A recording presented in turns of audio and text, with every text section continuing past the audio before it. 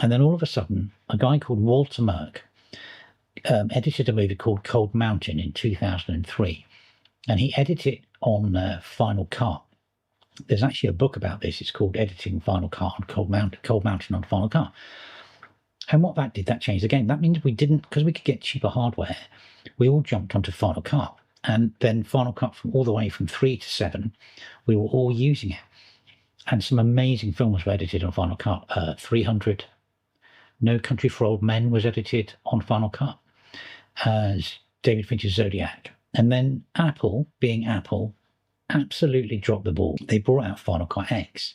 Now, Final Cut X today is a very different thing than when it first came out. It was, at the time it came out, there was no translate. You couldn't bring back a Final Cut 7 file. You couldn't export. For us in the professional world at the time, so I've got my Amarchi screensaver Spada.